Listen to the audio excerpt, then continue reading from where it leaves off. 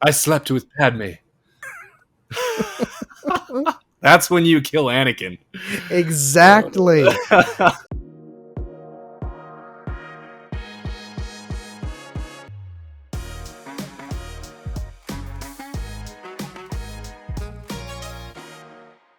What's going on, everybody, and welcome back to Never Lag. We're back at it again with another episode here of Kenobi that we're going to be reviewing, giving our impressions on. Kenobi Episode 5, nearing the end here of this saga. So I'm Levi, of course, joined by the man who fell in the pit, Zach. How you doing today, Zach? I'm pretty good. We're almost done with Kenobi, which is, I don't know how I feel about this. How are you doing? Sadness or a sigh of relief? Which one is it? Mostly a sigh of relief, I think. Mostly a sigh of relief. I'm doing good. I just had to completely disassemble my dryer and put it back together, and now I know what the inside of a dryer looks like, and I didn't really want to know that, but did you fix it? It seems that it's fixed, and I did nothing except for take it apart and put it back together. So we'll see. But that's often how fixing things goes. You plug it in, you unplug it, replug it in. Right. Call tech support. They say, "Did you unplug it and plug it back in?" So that's right. You're a veritable Anakin Skywalker disassembling droids, dryer droids. I like to think so. So, but yeah, we got to put that aside for a minute and discuss Kenobi Episode 5. So let's get into it just off the top. How did you feel about this episode? When compared with the whole season, the previous 4 episodes, what would you give it out of 10? Oh man, I don't know. 6.8. 7. You're lower than I thought you would be, honestly. 7.1. I don't know. I'm not really sure how to rate this, because so what I've said for a lot of the previous episodes, there have been parts of it I really like, and then parts that really fall flat in terms of writing. There are just some of the plot holes are so obviously stupid that it's hard to look past them. Like, I'm okay with a little bit of plot holes because we're in this fantasy universe, but it's more things where it's like you have the Force. Why can't you do this or that? Some of the decision making of even tools they utilize within the confines of this show are not followed consistently in times when a logical person would. So there are a lot of frustrating elements to it. I really liked a couple of parts of this episode. I thought parts of this episode didn't make a whole lot of sense as well. We got a little bit more on Riva'S backstory, which was nice to get some of that. At the same time, I couldn't help feeling like a little disappointed with that. So I don't know. I'm kind of feeling right where we've been this whole time.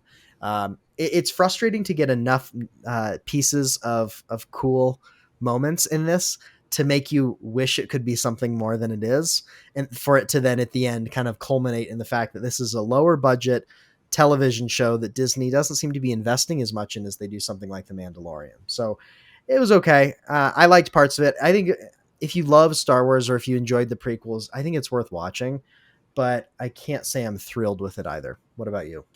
Well, I'm going to come out and say this was by far, every time we've come in here, I say it's all the same. I can't even tell you which one I like better than the other. This was by far the best episode that we've gotten of this season. I actually really enjoyed it. I sat down like I always do with my wife, and I was like, all right, here we go. Let's watch Kenobi. Here we go again. Let's get this done, and so that we can record our video. And it was just so much better than everything before it. I'm really curious to hear your thoughts, as you seem a little lower on it than me, and there's some things that didn't make sense to you in plot holes and what have you. But just in general, I felt like episode 5 finally, it doesn't excuse the previous 4 episodes, but for the first time, it felt like the series was finally justified. Especially with my lowered expectations as they were. I came out of episode 5 being like, I'm glad we had this, because this episode had enough elements in it that I was hoping we would get through the whole season, it's kind of all in this one episode, but I loved a lot of it. Getting to see Vader actually doing things instead of just Yeah, being a that was puppet great. head behind Riva.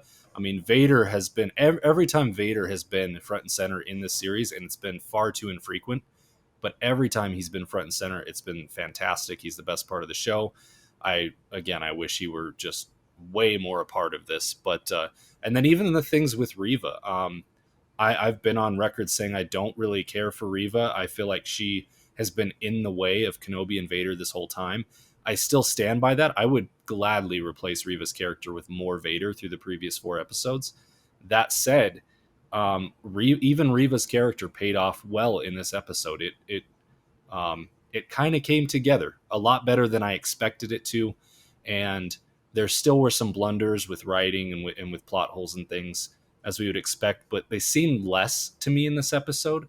Even the writing seemed to touch better throughout this episode. So just on mass, I think that this was better in just about every metric, and I thoroughly enjoyed it. I wish we had another 4 episodes after this. It sucks that we finally get to this point and we have 1 episode left, and so we'll kind of talk about where we think things are going. But those are my impressions. I actually came Mm-hmm. out of it and I was like, what the heck, I thoroughly enjoyed one of these episodes finally. So I'm not sure I want 4 more episodes, simply because, like, the fact that this felt like what we've expected all along just reinforces in my mind that this probably should have been a movie and not a miniseries. Like, it feels like they tried to space all of this out to carry the 6 episodes so that you'd feel invested about the ultimate, what's mystery of what's going on with Riva and Obi-Wan and Vader and all of that. There's been a few highlights in a couple of different episodes. I do think this one was a little better than some of the previous ones. The revelations were good. I think some of our gripes about Riva do tie up better in this episode. Like her motivations are more explained, which is good. I wish there was a little bit more to it, and maybe there will be. I've heard rumors of a Riva spinoff, but we did get a little bit more out of this, and it kind of just leads me to believe this could have been a really tight, 2.5 hour movie versus what I don't know. This is like 5 hour miniseries. It just feels stretched out. At the same time, I also want to see more Vader doing cool stuff.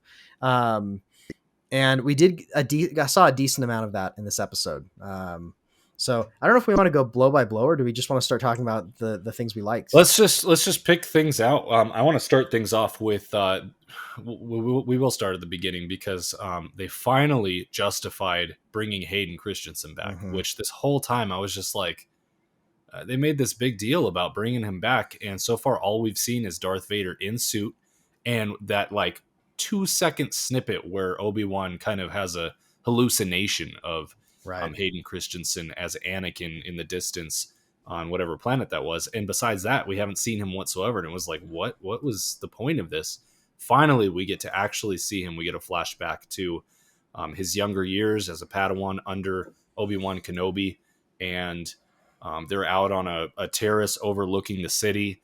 And first of all, I got to say, I've heard it both ways, but I was really impressed with how either how well they touched it up or how much Hayden Christensen still looks kind of the same. Like He there looks, was a little bit of suspension of disbelief, but like yeah. at the same time, it wasn't that much. It was, for me, it was pretty easy to digest. It wasn't as much as it should have been. I will agree with that. Like, I think it's maybe a mixture of he looks pretty good for being what is he in his mid 40s at this point. I think he looks pretty good for his age. They probably did a little bit of digital de-aging, I would have to imagine, On both of them, I think. Yeah. on both of them. But it took a little bit of suspension. He didn't. There's something about his face that doesn't feel like, because he's like 19 when that's, or I think 18 or he's 19 in the show. He's supposed to be 19 at that point because that's like Attack of the Clones era. He's still a Padawan at that point. And so if it had been him in his general days, I think it would have been way easier to digest. The fact that it was him when he was like a moody 19-year-old it's a bit of a stretch, but it's fine. That's totally something I'm fine with. So I did like seeing Hayden Christensen and Ewan McGregor like kind of reunited in a scene where they're talking and interacting. I Yeah. thought it was a really well done scene. Other than that little bit of hang up, you have to put to the side. It was cool seeing them lightsaber. I thought the lightsaber fighting was better. Also, we can get more into that, but I um, agree. I was going to mention that next is that I was very concerned when because the episode kicks off and it cuts right before they actually start fighting, and I was like, oh, okay, we're good. Because I was like, oh man, I hope this isn't as cringy as the other yeah. lightsaber choreography in the show. Later on, it cuts back and you actually see their fight, and I thought it was really well done. Actually, like hmm very enjoyable to watch. It looked the choreography was actually good, I and feel like they honestly, hired the choreographer for like a day or two, one and they're episode, like, yeah. "So this is the more important episode to have you work on. The other ones will just kind of wing it." So, Just pretend there's some stuff and that you have a sword, and we'll call it a yeah. day. So honestly, the everything that had to do with the flashback, the banter, the lesson that he hmm gives Anakin about being aggressive and his need to prove himself will be his undoing, and these sorts of things, and how it tied into the episode, which we'll get into more, and kind of even subverting expectation with how it tied into the episode. I thought Right. everything about it just kind of shocked me based on how bad the writing has been Yeah. that they pulled it off so well, and I really enjoy. I have almost no critiques of the flashback scene. I really enjoyed everything about it. I wish we had more of that. I wish bringing Hayden Christensen back. I wish we'd have had more flashback scenes of him and Obi-Wan talking, and um, in conjunction with more Vader throughout the first 4 episodes. But I really enjoyed that. Yeah. It was cool. And that's kind of what we tuned in for. Is like I want to go back to the episode 2 and 3 days and see them interact, see their relationship, and then I want that to be uh, contrasted with Vader now and Obi-Wan now. And we got that. I also think, kind of related to the character side of things, Obi-Wan came much more into his own in this episode. He took agency again. He kind of stepped back into being a leader and someone who cares about others and is responsible, which was great. It feels a little ham-handed that he was this pathetic and then he just kind of suddenly is stepping back in. I wish they had kind of a better gradual increase into him stepping into this, but I also thought that it was nice to see him feeling like Obi-Wan, feeling a bit more like a general and a Jedi master. So that was nice. Yeah, I think in general, just as we talk about this episode and kind of the pacing, the problems we had, I think a lot of my issues with the show, the writing notwithstanding, are resolved if this is a 12 episode season, and this is where we're at, and there's a lot more. I'm fine with the first 4 episodes being a little slower. Then my problem, like you said, maybe this was better off a movie. 6 episodes and the pacing we got was just wrong. Like if we had more episodes to go, I'd be okay with it. Or maybe if we cut Riva, focused more on Vader, and kept it to 6 episodes. I just feel like they tried to have the best of both worlds, and it just doesn't fit into 6 episodes the way they did it. Um, It but anyway, simultaneously doesn't fit and also isn't enough for 6 episodes. yeah, I think the yeah, reason the pacing feels off is because they don't fully have the right story beats. And so they're trying to save the really climactic character and emotional moments for these points later in the show.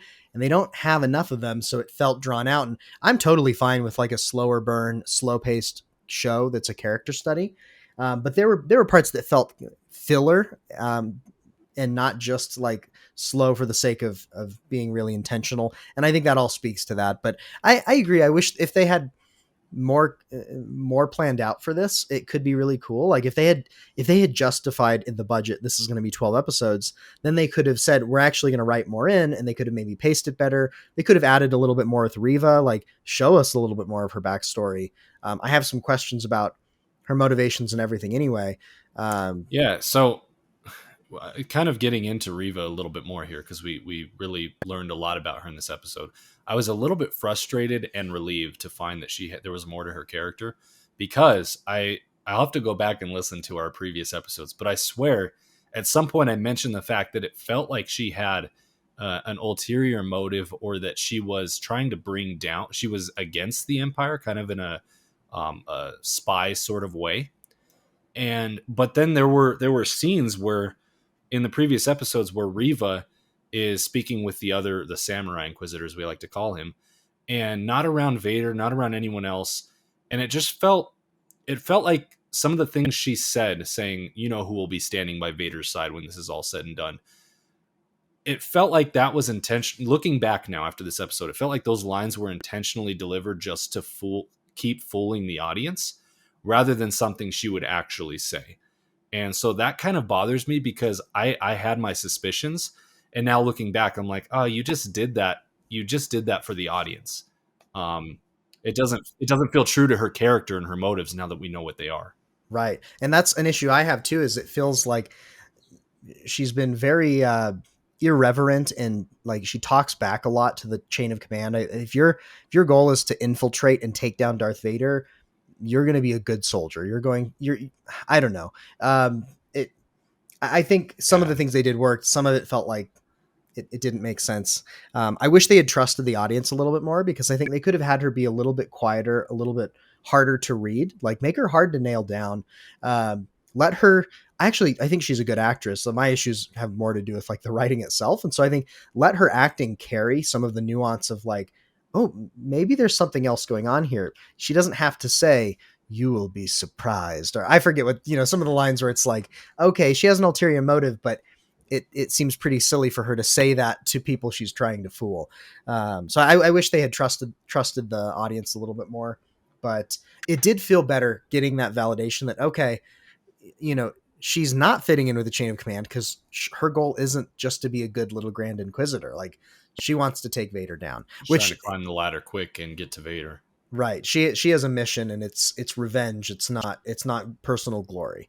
Yeah, And so I liked that. I thought that was good. I have there's some other plot holes that are a little bit frustrating related to how and when she might take down Vader that we can talk about. But overall, I thought that was good. And like you said, some of the frustrations of Riva in previous episodes are resolved or made whole because of what we're getting, which is good. I think that's a good way to yeah, kind of pay things off, even though the pacing was off and certain things were kind of weakly delivered up till now. It was good. yeah, yeah. I would agree. And as far as the reveal of her character, her motives, all of that, I kind of struggle with a few things, namely, like, if she's so angry about what Vader did and her goal is to kill Darth Vader or Anakin, it's hard to imagine that based on what happened to her as a child, she it seems like she's done some pretty horrible, violent things to make her way to Vader. And I guess those are just what you have to do to infiltrate the Empire, right? And also, she's blinded by her rage. So I kind of worked my way through that. She's completely blinded. And then the other thing is, like, why is she so bent on finding Kenobi? I know it's important to Vader, but eventually I worked my way around with that as well, because towards the end of the episode, you can almost see it. She does a great job of delivering these lines, by the way, when they meet at the door later in the episode. Right, this is when we get all the backstory for Riva. Her and Kenobi are whispering through a 5 foot solid metal door with the Force. I guess, I don't know. And Yeah, that's one of those things where I'm like, that's fine. yeah, and she Whatever. spills her heart to Kenobi, essentially, because he's like, finally we get the answer to the plot hole. Why on earth does she know who Darth Vader is? Which I was griping on forever. And silly me, I should have seen. We knew that she was a Padawan at the Order of 66. We saw that in the very beginning. Obviously, it makes sense that she saw Anakin do what he did. Like, it all comes together. It makes sense. She knows who Anakin is. But it also, you could tell the emotion in her voice when Kenobi, or why she's so bent on hunting Kenobi as well, is she blames him as well for what happened. Yeah. He says, we want the same thing, let's work together. And she says, do we? You know, do you want Anakin dead? Where were you when all of this happened? Um, Yeah. and I was just like, dang, that's solid. I buy it. I buy that she's almost as mad at Kenobi as she is at Anakin. Yeah, that was one of the better moments that showed the depth of her character in these interactions, and it also showed some depth to Obi-Wan that you know he's he loves Anakin, and he didn't step up in the ways he maybe should have to prevent this because he cared about Anakin, and I thought that was a really powerful way for Riva to be frustrated with Obi-Wan, but also to kind of highlight something about Anakin and Obi-Wan's relationship. That was really good. I still kind of have a question about her knowing Anakin and Darth Vader are the same, because like, yeah, she saw Anakin kill a bunch of people. Um, but then later, sometime later, a man in a suit with a red lightsaber is now serving the Emperor and is infamous. Maybe she That's could fair. connect the dots, but That's there's fair. an assumption there. Like, she doesn't know for sure. I kind of wish it was more like I wish it made it more clear that she's like guessing. She's like, I think this is the same person because of what I saw Anakin do. So I think it makes enough of a case that it's not an egregious plot hole, but I wish they had maybe like done a little something to make her be like, this is why it's my guess that he is Vader. I saw him do this and no one believed me. Everyone else thought he died a hero, but I saw what he did. I think that's what they're implying. That's a relatively minor gripe, but I really liked the way she delivered that and kind of the impact it had on Obi-Wan to realize I have to confront Anakin. I can't run from him because I don't want, like, he doesn't want to do what has to be done, which is to take Anakin down. And even in episode 3, like, he took him down, but he didn't kill him. We kind of wondered, why didn't he just like end his suffering? Arguably he left him there to be tortured, but I think it's because he didn't want to have to end. He didn't want that finality. He didn't want to give up on him. And that's something that he But has he to come never wanted to to kill terms him. with. Yeah. Even when he jumps over him, right, the classic high ground moment, he probably could have killed him there easily. Instead, he just takes out his legs, which is awful. But like, yeah, he clearly at all costs was trying to avoid killing him. Yeah. It was almost incidental how it happened. And yeah, just that whole moment, I thought that was one of the best moments in the show. It really, really Mm-hmm. showed depth of Riva's character finally, and also of Obi-Wan's. And so yeah, this whole thing takes place in like in the pre-Rebel base, right? Yeah. And that was the other thing I thought was cool, is kind of getting to see the rebellion before it was the rebellion, and see these people transition from hiding and smuggling to where we see them in episode 4, where there's a full-blown rebellion, going on underneath the surface. So that was cool. I'd honestly like to get to see more of that in some other series. Yeah. um, but yeah, this whole thing takes place in kind of the hangar, and the Trojan horse droid takes out some very specific wires and closes the hangar doors, the ceiling, Mm-hmm. so that the ship can't escape. So they're all kind of trapped in there. Um, and that's what the premise of this whole episode. Riva and the army are outside, and they're trying to um, break their way through the doors. Vader's on his way. Um, so just kind of setting the room there. But the one thing I kind of didn't like, which it's fine, but like Leia in this episode, I didn't like. Again, um, her being the one who has to crawl into this space and fix this was fine for a Leia moment, but again, this was the part for me that was the suspension of disbelief was too much. Because like, honestly, if you gave a 10-year-old very specific instructions and blueprints and sent them up there to do this task, there's not a chance it would get done even in Yeah. that case. So like, sending her up there and saying it's the red one and she's in a tangle of wires, like, there's just no way that happens the way it happened in the show. But Yeah, I kind of wish they had sent it's a her up with like nitpick. a video droid where they could like help. You probably could have made it maybe a touch more realistic. It is a little bit, I don't know, classic Star Wars for her to be like, I'm small, and it's like, we get it, we get it, we get it. But it was Actually, fine. there's a pretty easy solution, I think, because she confronts her droid, which is being it has the tracker on it, which apparently is making it love the Empire. And so she finds it, and she takes this very obvious tracker off. Thank goodness it was so obvious. And all of a sudden it's a good guy again. The droid could have just fixed it. The droid could have been like, oh, and then gone Yeah, that's back a and good plugged point. the thing in, and then all she did was fix the droid, which makes a little more sense.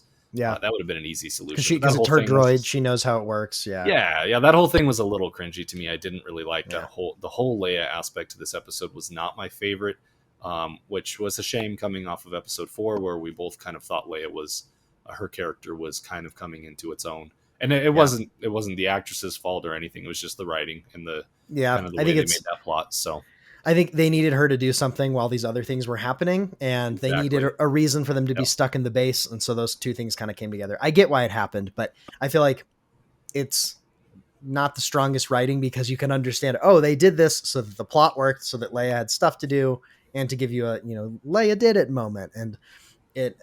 it didn't retain the suspension of disbelief, but it's fine. It wasn't anything that completely broke the show. Yeah. We get to see our favorite character from episode 2 in the series. Is that right? What was his name? It starts with an H, and I can't remember. Our fake Jedi Oh, friend episode 2 of the Obi-Wan series, not of the Attack of the Obi-Wan Clones. series. Was it Haja. Haja? I think. Haja. Yeah, Yeah, I'm pretty sure it's Haja. But he shows up. He's Haja Estri. There we go. yeah. Um, After what happened in episode 2, apparently the heat is on him, and he gets sent here as well. And we get some more comedic relief from him. It was fine. It was fine. yeah, It was a little. It felt a touch contrived for him to be here. You know, like one of the yeah, 6 people we know in the show shows up again. Sure, but he's kind of funny, and his lines were well delivered. He was good for yeah. another laugh. He's charismatic, and like you said, it felt a little bit like, oh, you're here again. It feels like the story wants you to be here, but it's also a TV show. They, I I was Is it okay a with it. TV show? Oh, Yeah, that right. changes This isn't real. everything. Yeah, I've been so hard on it. it felt like they were like, okay, we have, he's one of the actors we can just bring back. So that was, I agree, that was fine. Then the other big thing in this episode that I want to talk about, Vader. Well, I guess this is kind of two connected things, but Vader being awesome, and Vader is awesome. and the lightsaber fight, like the stuff Vader is doing, I kind of wanted to talk about. So maybe let's Well, start with, hold on. Before we get to that, I just want to say one more thing about Riva'S backstory. And when okay. we go back and we see her as a youngling, seeing Anakin kill the younglings, maybe I missed something. I don't understand how she survived. Like, I don't understand, because it shows it. He kills the 2 younglings right next to her, and then she says, "I play dead" next to the bodies. I don't understand how Vader, like, how did that happen? Vader standing, Anakin is standing right in front of her, and she just he looks dead? at her. Yeah. So it seemed like he looked right at her. Also, he has the Force. Can't he sense if he can kind of sense people with the Force? There's a lot of stuff he's trying to do. He could overlook it, but he's staring straight at her. I just don't understand how we get from him staring straight at her to her somehow getting away and playing dead. Like that, I couldn't connect that. I feel like they didn't. I wish they had shown her like hiding better or something. I think away somehow. The idea is she played dead and it tricked him, but it I don't know how that works. Just collapsed to the floor, and he was like, "Man, I'm strong. Heart attack. I didn't even mean to do that." I killed her with fear. I'm so scary now. Yeah, I had the same thought. I'm not sure how she got away. But yeah, that's a plot. Well, I was just curious if I missed something. So that one kind of bothered me, but whatever. Yeah. So before we get just in the sequence of events, you want to get to Vader. So Obi-Wan and her talk at the door. We get all the exposition. He kind of figures out what her motives are. I thought it was a cool line when he says, you're not serving Vader, you're hunting him. I was like, oh, that was a pretty cool line. And so, yeah, we get that whole spiel, and then eventually they're stuck. They can't do anything. And I thought this didn't make a lot of sense, but Kenobi essentially walks out and volunteers himself. And I have a hard time understanding the sequence of events here, but essentially he talks to Riva in the middle of all these stormtroopers, and he says, you're not bringing me to Vader, I'm bringing Vader to you. And so it becomes clear that Kenobi at this point now realizes that Riva is kind of a new chess piece on the board, and he's using his newfound knowledge of her motives to try and find a way out of this situation. What I don't understand is that at that moment, Riva's kind of like, okay, she talks to him. She's like, how do you know he won't see it coming? He'll be so focused on me. It's all he'll see. I buy it. That makes sense. Vader is tunnel vision on Kenobi. I totally buy that. I buy that Riva would buy that. I just don't understand how Kenobi then gets back with everyone after that. Yeah, I actually didn't understand that either, because he was just back with everyone. Yeah, like he literally goes and surrenders himself outside, talks to Riva. They kind of have this plan, this whispering plan, but none of that makes sense as to how then Riva is separated from Kenobi again. Because as far as I remember, that's how it happens.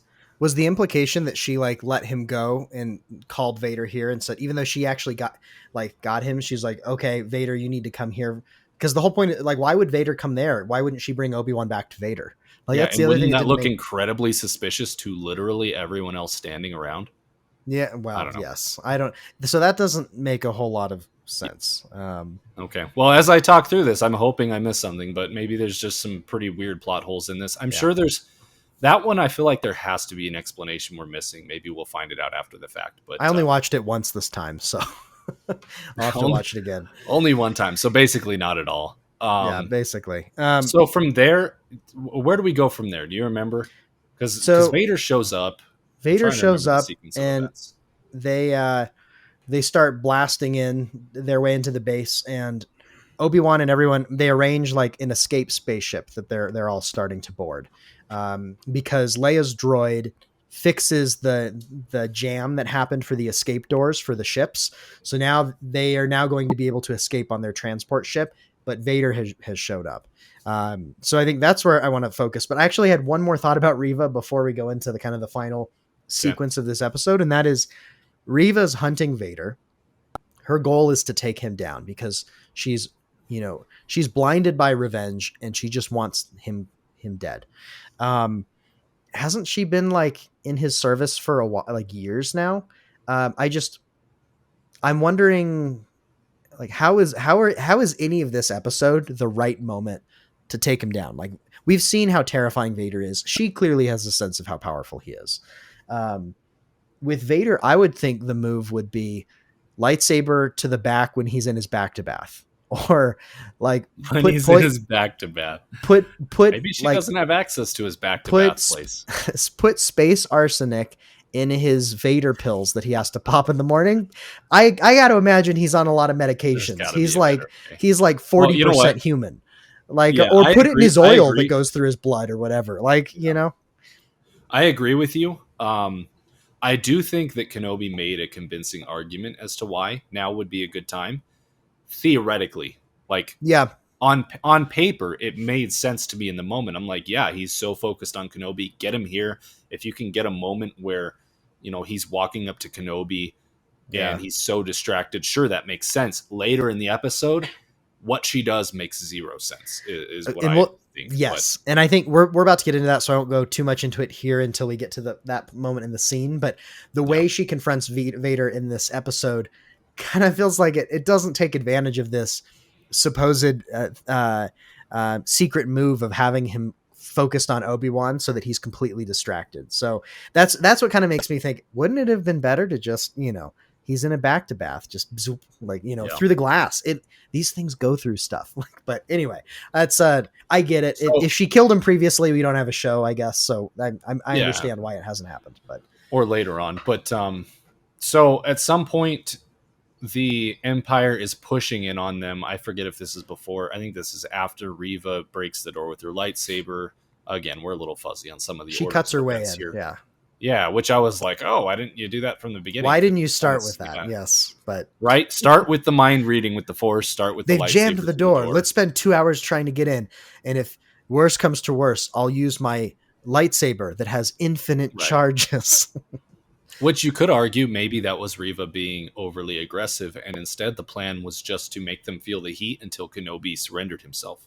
Maybe. Yeah. I could believe that There you too. go. So, and in any case, at some point, the Empire um, has actually, like, they're invading this space, and everyone's falling back, and we finally get our closure scene with Tala, um, which was it was it got the feels. I mean, Yeah. it was a fitting end to her character. We also found a little bit more backstory about her in general, which Yeah. I liked. I thought it was really good. I thought it was a really neat way of telling Kenobi what he needed to hear, because she kind of had a completely different circumstance but similar background, in Mhm. that she wasn't just someone who worked her way into the Empire to help the rebels, which we could have maybe thought before this, but no, she actually was part of the Empire, saw some horrible things that happened, a family, I think it was, of force sensitive people or children, like a whole bunch of them just executed. and she claims, whatever the scenario was, she didn't know it was going to happen. And Hmm. so at that point, she kind of comes to her senses, like, this is not right. Yeah. And so now she feels the guilt and the weight of what she took part in, what she let happen. And now that is driving her to do what she's been doing, despite the risks, despite the danger. She's trying to help save the Jedi and those who are force sensitive. And I thought it was cool. She has a notch on her holster for everyone that she's saved since then. And um, Yeah. it added appropriate depth to her character. She's been an excellent character through this whole series. We've both said that. It was an excellent end to her character, lots of depth, and yeah, it was also a really nice way to finally get through Kenobi's head. Like, yes, what happened happened, but what matters is what you do next. Try and make it better than it is now. I think she's been both a great character with who adds a lot of depth and kind of emotional weight to the show, but also a good change agent for Obi-Wan to kind of help spur him back into who he needs to be. I have to say too, a lot of times these Star Wars spin-offs struggle to make me care about side characters or even main characters. You look at Rogue One was kind of cool, but I didn't care much about any of the actual characters. I was more invested in the plot of like getting the plans and kind of the action that's happening, but the characters didn't speak a whole lot to me. I mean, a lot of these other Star Wars shows, sometimes I care about it's Boba Fett because I already know he's Boba Fett. The Mandalorian has some good character work. I think that's actually a pretty good show, but a lot of times these kind of spin-off Star Wars things, they fail to capture that with side characters. So I thought she was a great example of someone who we only had her for 3 episodes. And part of me was like, I wish she was around more because I liked her so much. And yet the willingness to have her die off and only be around for a couple of episodes kind of added some specialness to who she was. And so I don't know. I thought it was a really nice side character who I cared about and made me invested in someone other than Obi-Wan and Darth Vader. I agree. I think she was one of the best characters in this show, which one could argue that's not the highest bar because of the writing. But for whatever case, her character was just um, pleasant throughout this Yeah. entire show, and very sad end. I mean, Yeah. fit like a great end, but a tragic end, very sad. And then also, what's the droid's name? I'm forgetting what his E. name was. Oh no, I was doing such a Es- good job of no, remembering it. I was gonna say Estri, but that's also No, Haja Estri. I don't know. We'll Yeah, and we'll I don't find it remember, later. but But yeah, the loader droid, he who was cool I though. mentioned in the earlier episodes, they did such a good job of giving him emotion for the fact that he's supposedly this blank slate droid who can't even speak, and everyone Hmm. just kind of writes off as machinery, right? Um, so that I thought that scene was excellent with her realizing, she gets shot. Kenobi's being pushed back by the forces as well. He can't come grab her, and she realizes it's over. And the droid kind of covering her, Hmm. as sacrificing himself, covering her, dying with her in that moment. It was just a pretty pretty intense and kind of heart wrenching moment. And then she Yeah. blows everyone up with a grenade. I thought she could have thrown the grenade at them still. Like, I know you're gonna die, but like, you could probably throw it a little closer to them. I don't know. Right.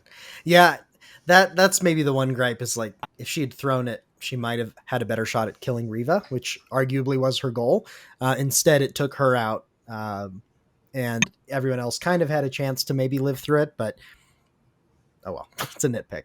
Yeah, It still kind of did the trick. Of course, Riva wasn't going to die from that. So, um, yeah, she was a good character. of course not. Of course not. So I think we're pretty much at the point where through some way, I don't know if we've gone through this chronologically, but we're at the point where Vader shows up. Um, and so Riva's kind of planning to attack him at some point, is what we know. I don't know how Kenobi's back with everyone, but I think he is. And Vader just starts trudging through the facility, just being the total BA villain that we wanted to see more of this entire season. And man, I think the coolest scene in this entire show was when he walks into the hangar, the ship is taking off, and we see him just Yeah, that was almost cool. effortlessly stop this giant ship from taking off into space. and again, almost effortlessly bring it back down to the ground, rip the hull apart, just like rip the ship in half. Getting to see the power of Vader was so fantastic here in this moment, and also kind of cleans up some gripes with people have with the recent trilogy, and some of the characters being able to pull ships back down, and like even Vader couldn't do that, right? Yeah. And now we get to see finally canon Vader bring a ship down, and with far less effort than we've seen other Yeah. characters do it. Really showcased his power, and that he was in fact the most powerful and terrifying Force user of his time. So Yeah. Yeah, I loved that. It was awesome. It felt like, I think it was um oh gosh, I'm forgetting the name of the video game. Force Unleashed, I think, is the one where the ship I'm forgetting the guy's name too, but he brings down a ship and it's really cool. It was cool to see Vader just like bring them back down to Earth, and it just makes you realize this is like why Vader is as feared as he is. It's exactly what we want to see. This leads me to a couple of gripes, not because of that, but because it's not always consistent with how and when he uses the Force. Like when Obi-Wan was obscured by fire in the third episode of this show, like couldn't you have right, like yeah. lifted him over the fire or something? But whatever. That We have to aside, move on from episode 3 or whatever it was. We're in episode 5. never, We can't. never Levi. Yeah, we have to let it go. Um, but even in this episode, so immediately after, Vader pulls the ship to the ground, rips it apart. That's awesome. I love it. And then, wouldn't you know, that's a decoy ship that was somehow starting to fly. I guess these Autopilot, ships, right? Sure. autopilot, which then makes me think of the last the last Jedi, where the lady sacrifices herself by shooting her ship through an Imperial ship, and everyone's like, don't they have autopilot? Maybe that ship maybe did. you can't do light speed on autopilot. Maybe like the giant be... ships are too complicated. We're getting off into the weeds of other Star Wars. We're stacking plot holes here across movies and TV shows. Oh, it's not fair to do to the writers of this show, I guess. But anyway, back to this episode of this TV show. He pulls this ship back down, rips it apart, and then a second ship lifts off and shoots away because it was a diversion. I gotta wonder though, he's that why didn't he just grab that ship? Like I get they went a little faster, but if he's that powerful, like it didn't look like he was drained. How come he didn't just be like, what's funny? Grab that one and pull it. I think they did it for like the efficiency of like not wasting a bunch of time in the episode, so they could just show, okay, it was a diversion, they got away. I get that, but I kind of wish that ship had been maybe in another hangar bay. So it's like he pulls it down and then he sees a small speck of a ship elsewhere. So that way it's like, okay, now it's too far for him to be able to effectively grab it. It's true. It's fine. It's not the end of the world. To me, I was okay with it. I was okay with that. It kind of made sense. Like he was still so focused on the ship, ripped the ship apart. That one takes off and he's like, missed it. Shucks. My bigger problem was I rewatched that scene. And if you can clarify this for me, by all means do so. Where did that ship come from? That ship is not anywhere in the scene at all. It was so the big ship takes off. Levi. The big ship takes off, and there's no other ship there. And then when it comes crashing down, that ship takes off from behind it. I actually had the same question. Was it part of the ship? Was it like a tiny ship that came out of the ship, or was it behind it? Because it definitely wasn't there. And I was just like, what the heck? I had the exact same question. I don't know. I thought the implication was that it was in front of it, but now that you mention it, when it takes off, I'll have to go back and double check. Maybe we were so focused on it, but it feels kind of like. No, I rewatched the scene trying to see like where did the ship come from, and I couldn't make sense of it unless it was part of the big ship that breaks off and takes away, which it didn't look like. It looked like another large ship. It looked like it looked like a different one of those ships. That's why I kind of wish instead of it being right behind it, Vader looks off like to the west and sees a small ship shooting off into the sky, and then it cuts to them and they're like, the diversion worked, done, and now all of those problems are solved. So maybe that kind of felt like whatever. Not you know the what South. I mean? Definitely not the South. Never the South. I agree, and that's one of those things where it's just like, as good as this episode was for me, as how much better I thought it was than all of the other ones, there's still those things where it's just like, and there's too many of them. That feels like an egregious plot hole that is so easily fixed by Yeah. just tweaking a few things. I just don't understand why it needed to be that way, and how nobody working on this was like, where'd that ship come from? Right. Exactly. It's a And bummer. But when I said, my score is, I don't know, I'd maybe give this a 7 out of 10. But when I said my score is 6.8, 7, that's kind of why. It's all of these little to medium sized plot holes that are frustrating, all of them in a single episode that stack up, and it keeps taking you out of it, and it's frustrating. So yeah, that's kind of why I feel like that, even though I really loved the moments with I Vader think striding purposefully and pulling down a ship. yeah, yeah. What's funny is that normally I'm the more critical. I have the more critical lens, but I think I would honestly give this episode like a 9, just Wow. because for the On the issues Star it Wars has. scale or on any television series, this is 9 like a out of 9 out of 10 50. TV. No, no, no. 9 out of 13 and a half. Yeah, so no, because the issues are there in this episode, but they're less frequent. Amazingly, what we've described is less frequent. And then the fact that we get such a good payoff for Riva's character, such a good payoff for Tala's character. We get to see Obi-Wan and Anakin in a flashback that is Yeah. good and well done.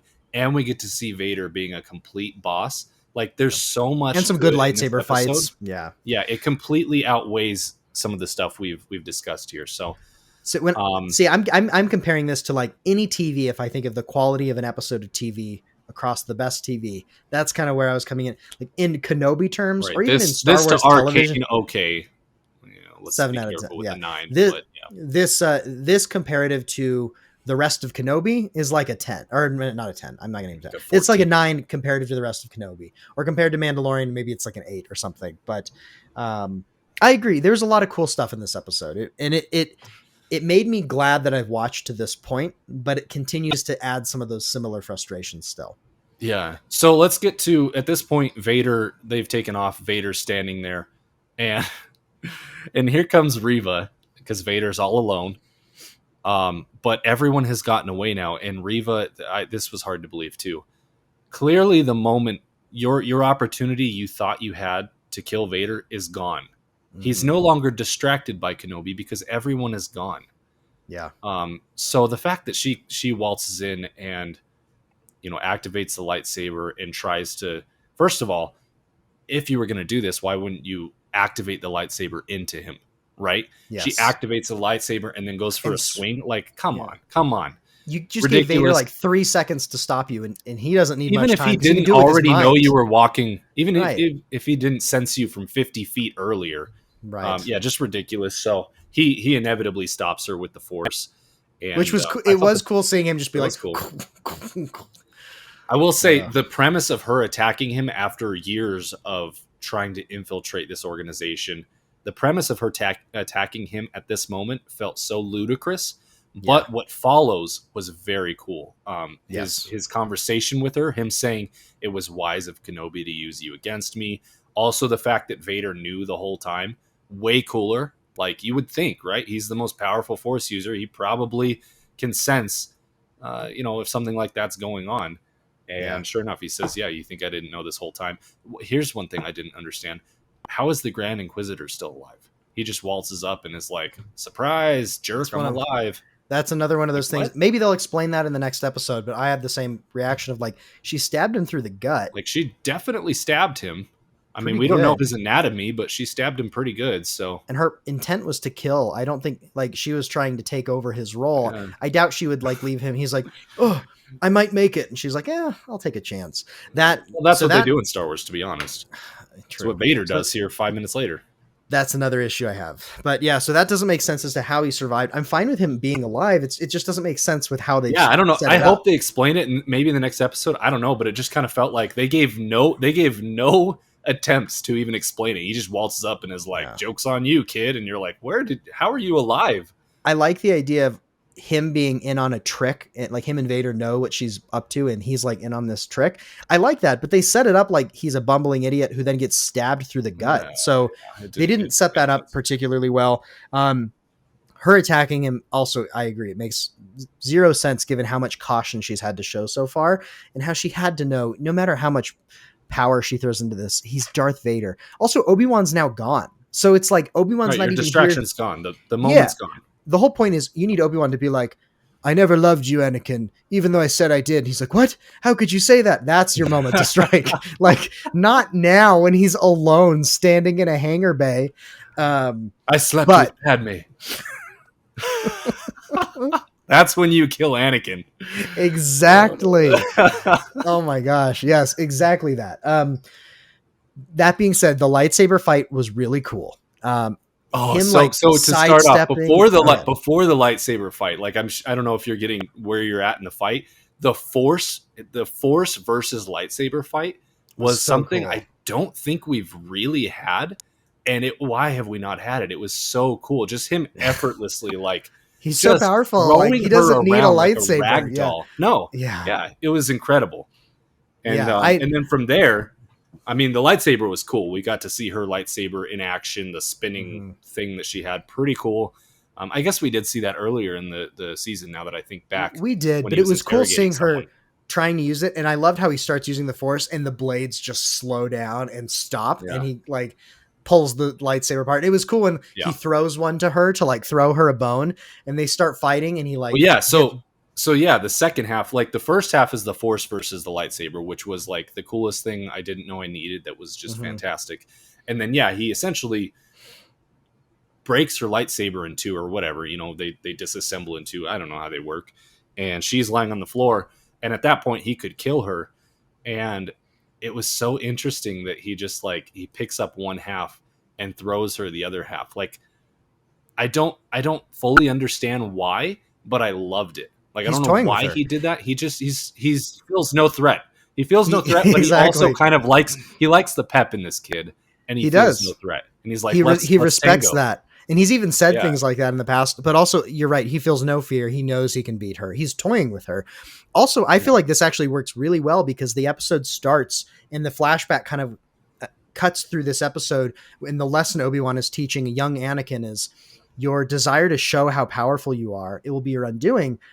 I know you're an incredible warrior, but that's what's holding you back. And then kind of the way they subvert our expectations is he's asserting his power more than ever, and he utterly destroys her. And right, to be fair, Obi-Wan's lesson, I think, over the long curve of Vader's life will become true. But it's kind of this like interesting sure. echo of he chose to reject that lesson. And now he's the most powerful guy in the universe, and he's totally messing up Riva. So I thought that was actually kind of a cool way to do that.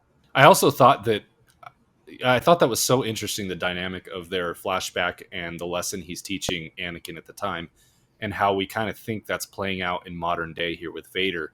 Like you said, in this moment, Vader is just flexing so hard, and there's no repercussion whatsoever. At the same time, I also thought that it subverted expectation in that lesson was shown kind of through Riva again. It in a way that I didn't expect. Like Riva is the one who's so blinded and focused on proving something or getting her revenge or whatever. And so I kind of thought it was interesting how that kind of was allegorical to Riva in this Obi-Wan's modern day lesson scene. But applied to Riva. I think yeah, that's actually a great point. I hadn't directly picked up on that, and I think and you're right. he used Riva as a pawn, kind of knowing that situation again here. So Mm-hmm. Yeah, that's a good point that I hadn't picked up. And I like the idea that her rage blinds her. I still don't believe she would just attack Vader in that way in that no, moment, I but don't even. I No. do like the idea that her rage is blinding her, and I like kind of Obi-Wan's lesson applying to that as well. Yeah, so that was super cool. I guess we get to anything else to say about the lightsaber duel, or can we get to the No, it was conclusion? fantastic. Let's get to the end and talk a little bit about how it ended and our thoughts on that, as well as where we think it's going and whether we like it. End of the lightsaber duel. Vader disarms her, walks up to her, and was like, basically, you lost. And it was fun playing with you, but I got stuff to do. And he stabs Riva through the chest We with his no longer lightsaber. have need for you. Oh, I love how he calls her youngling again too. Yeah, he And then shows that he's like, I I no know who you longer are. have need for you. Man. Yeah. So that was cool. It was cool to like see him. It was like he just straight up stabs her, and that makes sense. Like I was worried he was gonna be like, "I will let you try again," and it's like he would just kill her. So it felt fitting that he does that. However, they then just walk away and leave her, and it's like Yeah. Classic. he already knows he failed to kill her as a youngling. Whether that was by choice or not, I'm not sure, but it seems like he kind of Yeah. was aware. So now he stabs her and walks away, knowing she's kind of powerful and she has like this strong drive to live. And on the one hand, he looked like he stabbed her kind of through the heart or close to that. So it feels like that killed Qui-Gon Jinn. Kind of feels like I that think it should was kill just through Reva. the gut. Or is it through the gut? They gotta I stop. think it was. What? So it They kind of gotta makes me wonder, stop like, stabbing people through the gut. Like, why are we doing this? It's a classic trope in Star Wars and everything. Like, villains failing to make sure that someone's dead. Like, exactly.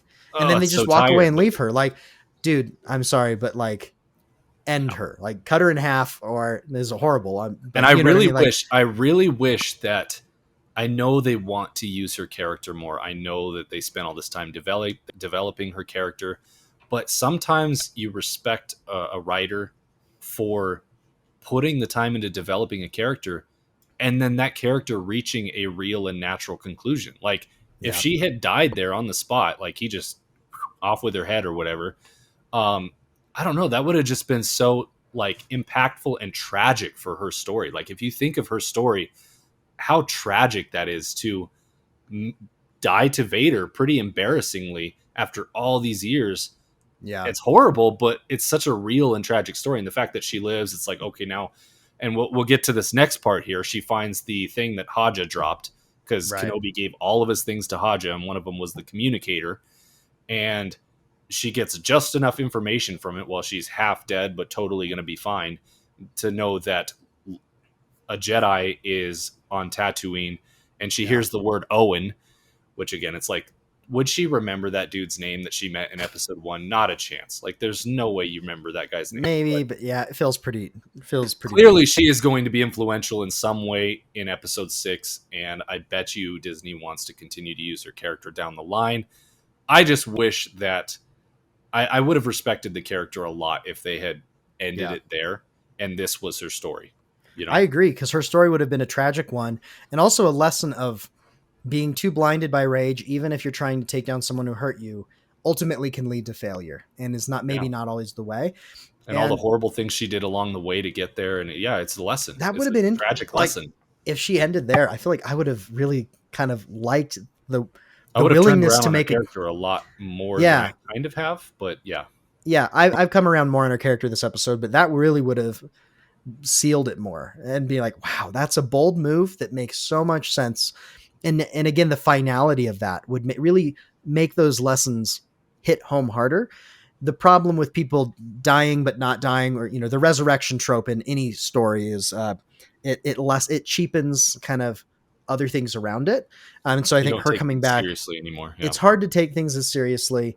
But also, like with her, I feel like the lessons she's learning or not learning, I don't know. I would have liked that, but regardless, she is now, yeah, she is surviving this wound. Clearly, she found Haja. So she's not it kind dead of blows yet. my mind that Obi-Wan is talking to Bail Organa about the biggest secret in the universe, which is that the Dark Lord of the Sith and the right hand of the Empire has two Force-using children that they're trying to hide. Obi-Wan has like a video chat with Bail Organa talking about this, and then hands off his cell phone to Haja Estri I without think putting that's the any bigger parental thing. That's the controls bigger on it. thing. It's just Hodge it. clearly not the person you hand these No, things to. it's Haja losing. It's fine, but it feels kind of like a bit contrived. Like, and then I mean, I guess, I kind of buy that whole thing because Senator Organa doesn't know if Kenobi's alive or not at this point. yeah, And they have this duty to both Leia and Luke. They're both important. They try not to communicate at all, but sometimes it's necessary. And this was one of those moments. And it winding up with her, it's all fine. I'm more so interested. This is normally where we would cut the episode, right? We're closing in on an hour here for Kenobi. But as this is the fifth episode and we have one left, I want to talk a little bit about where we think this is all culminating. All of these storylines, Riva being still kind of alive, clearly, and having this information now, and then Vader and Kenobi needing some sort of conclusion. How do you see? What's your hypothesis to how this plays out? yeah. Um, well, I mean, the last scene it shows is like she hears Owen's name, and then it the last scene of the episode is it cuts to young Luke asleep in bed, and on Tatooine and in Owen and Beru's farm. So presumably we're going to end. Like I think we're going to end up on Tatooine for the final episode. That seems like Riva's going to head there because of the intel she just got. It showed young Luke, which makes me feel like they're headed back to that farm. I think we're obviously going to have a final confrontation between Vader and Obi-Wan. I obviously neither of them can die. I think Riva's going to survive. We already got a fake out death, not even a fake out, but you know what I mean. We already got the mortal wound that she lives through, and I feel like I also feel like they want to use her in other stuff. If she was going to die, she would have died here. Right. So I think we're going to have a final confrontation between Obi-Wan and Vader. I don't know exactly how it'll play out, but I can tell you I'm worried that I feel worried that they're going to have this confrontation on Tatooine. Like it feels like Vader shouldn't know about Tatooine. So here's what I think. There's no way that their confrontation happens on Tatooine. I don't think. I just don't. It just makes no sense. I think what's going to happen is, and maybe this is kind of a cool way of them subverting expectation again. Maybe the writing pays off in episode 6 again, finally, after being bad through the first 4. I think a lot of people think everything is heading to Tatooine as well. I think what's going to happen is Riva is going to go to Tatooine because we know that Vader can't find this information out, right? Right. He can't know. So Riva is not going to tell Vader. Riva's clearly at a kind of a new fork in the road once again for herself and her motives and her character. Who is she at this moment? No doubt she's maybe angry at Obi-Wan for kind of ditching her on the plan, although the plan was always going to get him killed anyway, so it's hard to blame him. And she's no doubt still angry at Vader, but now with this sense of there's no way to defeat him. I don't understand what she's going to do with this information, but I feel like she's going to go to Tatooine and she's going to have some sort of character moment where maybe she was thinking of killing Luke or something, but I don't know. She's going to find out her heart is pure and made of gold and walk off into the sunset. Like, I think it's just going to be a Riva moment on Tatooine. Luke can't even see a lightsaber, honestly, because Luke, as we know him in the original trilogy, he knows nothing of the Force. He knows nothing of lightsabers. He's had just the most mundane childhood ever. If any sort of lightsaber confrontation at all happens in front of him on Tatooine, kind of blows everything out of the water. So I think it's just simply going to be Riva's character moment, her conclusion to her character arc, maybe with Senator Organa or Owen, I'm not sure. Some sort of conversation to be had there, because we know Senator Organa says he's going to go to Tatooine if he doesn't hear from Kenobi, which he's clearly not going to hear from Kenobi. So I think that's what's going to happen. I don't know how Vader catches up with Kenobi again, but I think it's going to be somewhere else. Somehow they're going to meet up somewhere else in the course of the next 50 minutes we're going to watch. Maybe on Coruscant, some sort kind of where their flashback was. Yeah, that'd be cool. That would be cool. I just hope it's not Tatooine. That's my worry. But maybe that's too stupid. Maybe they won't go there. It is. It really is. If they do that, I will be like, you've got to be kidding me. And I have hope that that's not going to happen. Yeah, I hope so too. Let's hope we'll be pleasantly surprised there. I also think Riva's going to have a character moment of like, not quite Heart of Gold. Riva learns to love, but I think a little bit of realization that pure hatred and revenge almost got her killed and it didn't work, and that she still wants to take Vader down, but maybe she needs a longer view and maybe she can't be the one to do it. Maybe she has some realization that she knows she finds out Luke is his son and that he's powerful and she can sense that. And maybe someday he can reach his father, whether that's to take him down or to convince him otherwise. And she kind of has that type of realization and she lets it go. That could be okay. Something like that. And then, Obi-Wan and Obi-Wan and Vader have to have another lightsaber fight and then an emotional kind of climax of an interaction that ends everything until they see each other and separates them. The original Star Wars and separates them. Yeah. So I'm not really sure what they're going to do with that. And I'm looking forward to seeing that as long as it's not on Tatooine. Yeah. We also have to get young Leia back to Bail Organa. I know. Yeah. They have a lot. That's the other thing where I'm just like, we get to the end of this episode and I'm like, I hate that there's one episode left because it doesn't feel like we can get this done in one episode, and that's going to lead towards things being rushed or not fleshed out. Story of this entire series, in my opinion. If we had another 2 or 3, okay, cool. Like if this were episode 4 even, and this happened in episode 4, I'd be like, okay, 2 episodes, I'm pretty hyped. I don't know how they're going to get this all done. I hope, my other hope is that this altercation, confrontation between Vader and Obi-Wan, I hope that we don't lean on Leia again as some sort of damsel in distress, or like she's been kidnapped twice. I hope that we can, again, in one episode, I don't know how we get rid of her and resolve her story and then have Obi-Wan and Vader have their own separate confrontation, because she's still with Kenobi. So I fear that that's going to happen. I fear the moment where Leia compromises the whole situation because her safety is so important and blah blah blah. That feels inevitable though, based on where we left it. Yeah, I'm really curious to see. Maybe all of the rebels that he's with, he says, "Hey, take Leia home. I'm going to go this way," and they part ways at the beginning of the episode, and Vader catches up with him. Maybe I could be cool with that. So my other question, you alluded to this, is what gets them to separate? Because Vader knows Obi-Wan's here, and he's now found him. How does Obi-Wan get away with and how does Vader stop hunting him for? Why does Vader stop hunting him for a decade?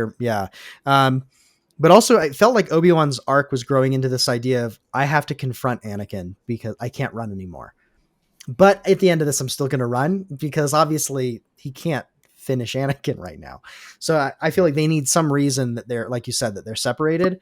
I don't have any great ideas as to what that would be. Other than maybe he fakes his death somehow or feigns death in some way. But then it feels like he didn't learn anything. But maybe also, by the time they re-meet, I don't think Vader gives any indication that he thinks Kenobi's dead. So, yeah, I don't know how they resolve this. They have a task ahead of them. They do. Thankfully, this writing team is more than up to it, I'm sure. They got better this episode a little bit. I'm actually hopeful for episode 6, where before this episode I would not have even contemplated them doing this in any sort of way that worked for me. But so yeah, that's episode 5.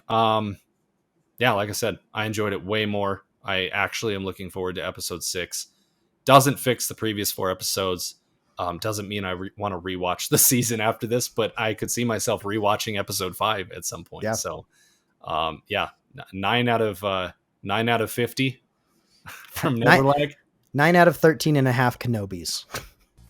Kenobis, exactly. So, thanks for joining us for our discussion here on Kenobi episode 5, and hopefully we'll see you around for the finale next week, Kenobi episode 6 here on Neverlag.